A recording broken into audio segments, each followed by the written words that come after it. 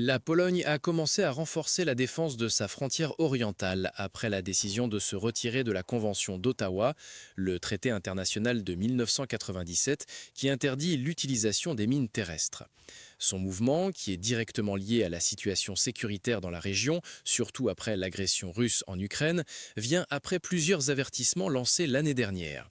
Le vice-ministre de la Défense, Paweł Zalewski, a insisté sur le fait que les mines antipersonnel et anti-chars sont une partie importante de la structure défensive que la Pologne construit sur le flanc oriental de l'OTAN. Il a souligné que le pays doit se préparer face à l'approche agressive de la Russie envers ses voisins. La Pologne avait ratifié la convention en 2012 et avait détruit ses stocks de mines.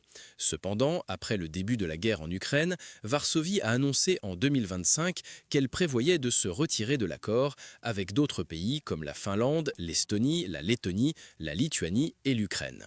La Russie elle-même et les États-Unis n'ont jamais signé ce traité.